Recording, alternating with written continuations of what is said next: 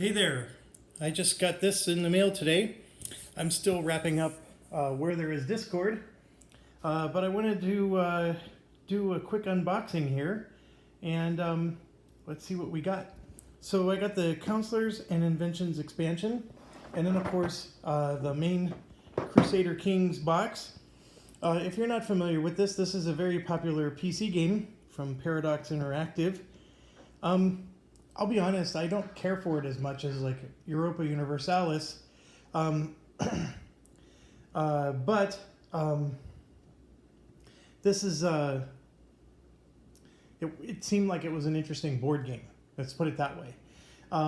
So the parts about the game in the PC world is you're managing your family relationships. So it's all about who you marry, what kind of children you have, and the pedigree, right?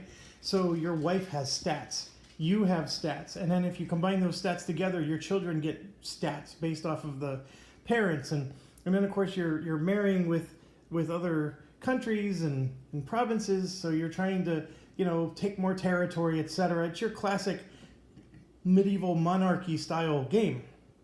Well, the cool thing about this is that what it made me interested in this. Well, first of all, I just really love Paradox games. I own a lot of the PC games. They've definitely consumed a large portion of my life, even if this particular one has not. But this game has those similar things where you're managing your family traits and they impact the way the board game plays. And they did add a solitaire variant to this. I will admit that it wasn't initially there. They added it based on demand. I did try to, because that's always a red flag, right? I tried to dig into it more. I honestly don't remember a thing because, as you know, Kickstarters are always like a year ago when this actually kickstarted. So it's been a whole year and I don't remember much, but I do remember being satisfied with it. Enough so to buy the game, of course. So my little stand for my camera fell to the floor, so I'm going to have to put you down for a second. Let me do that and grab this stand. And then let's get this sucker open. All right. Sorry about that jittery camera there. And I'm going to put this down and let's get this box open and see what we got. This is like opening presents. Thanks, Grandma. That's what I always wanted. Okay. Let's get the box open. Oh, you have to capture this, right? This is the...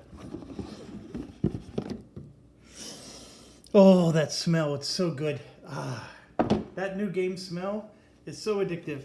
Okay, it looks like it has the backers here. I'm sure I'm in here somewhere. J.E. I'm in here. But right here. Jeff, Josh, and Jason. That's us. So we're on here. Yay! Okay, so obviously in the game we have your actually 90% off for the PC game. If you have Steam, you sometimes can get 90% off just from Steam. So this is not an abnormal sale, but if you don't have the game, that is quite a good deal, 90% off. It is a fairly old game for modern game standards. Okay, so rulebook. I always make fun of people who do unboxings, by the way, because I think these are a little silly, but I'm going to do it. Ooh, look at the pages. So, and then this is the part where I'm supposed to pretend like I know what this is all about. I don't have a clue what it's all about. So see the AI strategies? This is what got me into the game. Okay, so I guess I am going to pretend like I know what it's... I'm such a hypocrite. My understanding is each AI is going to be selected, and then they're going to have like this criteria that they do, and see, like this one gets the longbow, and so does he, and so these are different AI. So you could actually play a 6-player game against yourself against 5 AI or whatever the player count is. I didn't even check, but anyways, that's the idea, and it get my approval, because obviously I have the game, and it's 3 eras. To be honest, the PC game goes on forever and ever, and it becomes a micromanagement issue for me. Whereas the board game appealed to me because it's going to obviously be much quicker. Okay, so this expansion, by the way, all it does is just add more bling. So, and you're going to get some more. You can see I'm going to get some nice miniatures with it. It's just bling. But okay, so we're going to get the board, and once again, I need to put the camera down, and I'm going to get this open for you. Now let's check this out. It's a fairly big board here, so let me find a spot for it.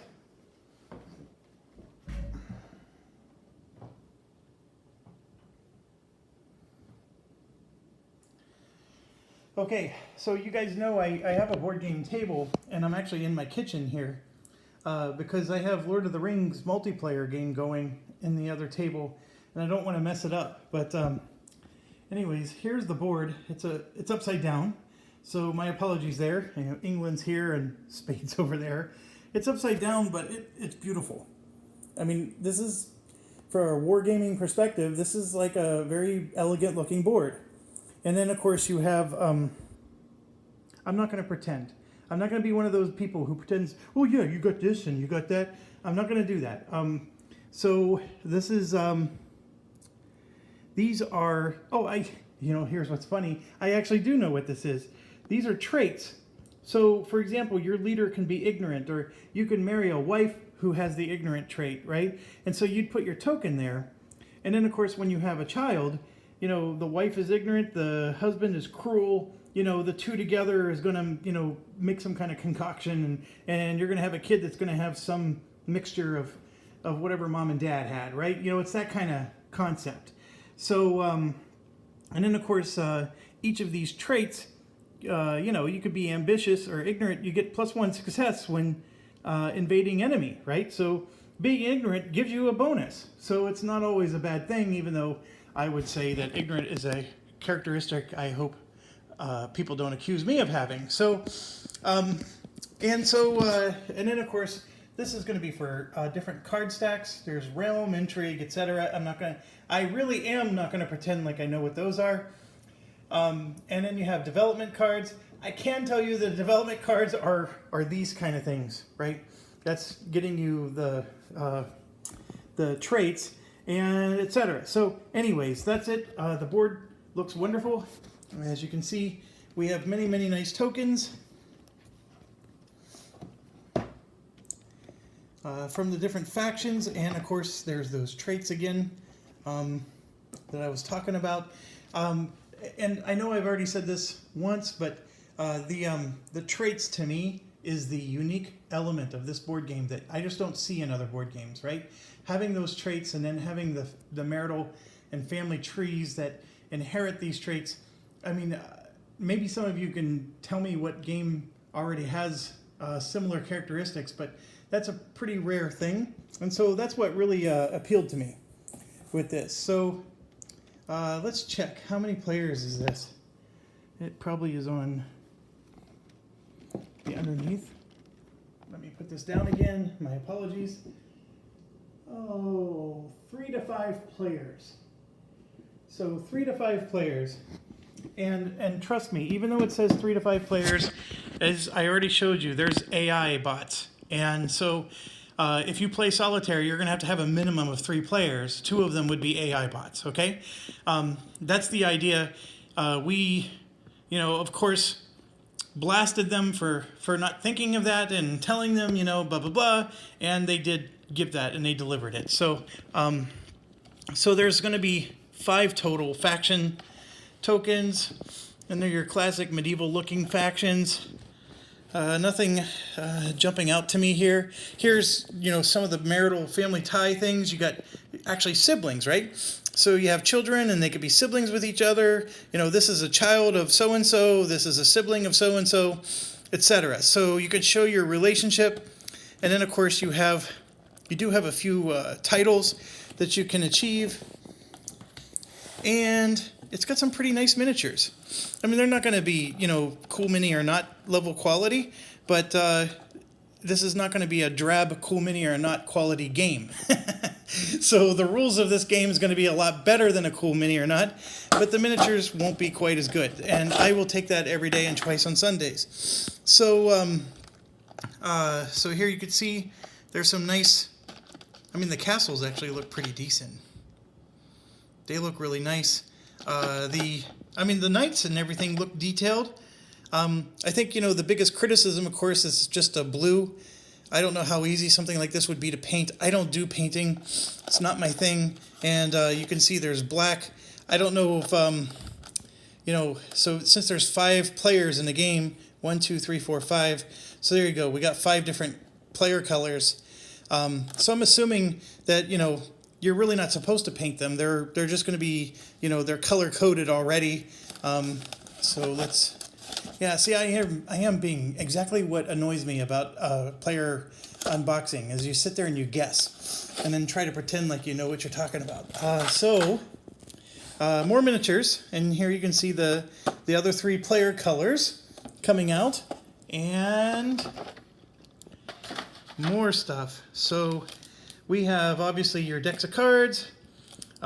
These are going to be, the characters in the game. So Robert is going to be either my son or me or, somebody's spouse, right?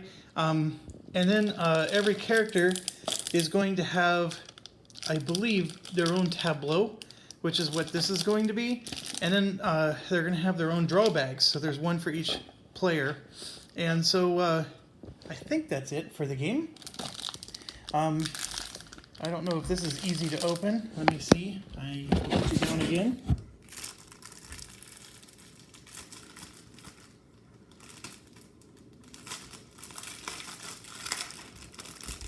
Okay. So opening this up, we have, obviously these are the 5 player types, right? So red is House of Normandy, the Salian Dynasty, that looks like a burgundy flag, House of Capet, Casa de Altavilla, Jimenez Dynasty, and Platanier, and House of Anjou, Ivrea, Habsburg, Canossa, Blois. So there's quite a few, and I think it looks like there's more than one per color. So if you're green, you can be them, or you could be the Arpad Dynasty. So that's pretty interesting. I always love that about games where you have more than one choice as a player to who you are. And yes, these are tableaus, so it looks like these are cards for each player, right? So this is your sequence of play and the actions you get to do on your turn. So I'm not going to read them all to you, but go ahead and pause this if you want to read these. So these are the different types of actions you get to do in your game. And once again, kind of flip back over and go ahead and pause if you would like to read that. Okay, so, and then the actual player tableau. Obviously, I'm going to have to flatten those out. But, so you're going to have your, obviously, if it's a 5-player game, these are your 4 enemies, right? So you're going to be able to say, if you have any, what your status is in politics with the other players. And then for the, I guess you can have 3 inventions, and then counselors who will also have like stats like ignorant and things like that. And then here's your dynasty, right? Your king, spouse, your siblings, and your children. And I guess there's a culture character. I don't even know what that means. So anyways, I don't want to belabor this, and I need to finish Where There Is Discord. I also have the FFG game Outer Rim arriving very soon. I think any day now. I know that one's already been done because every FFG game gets done even before they're released these days. So there's not a pressing need for me to do a video series on that, but I do want to play it. I mean, I am eager to try it. But this game has me very excited. It makes me wish I didn't get out Where There Is Discord. But I do want to finish Where There Is Discord. I'm still learning that one, And anyways, thank you for watching. I hope you enjoy this, and just stay tuned. I will be adding more videos to this Crusader King series. We are definitely bringing this one to the table, and I hope you can join me.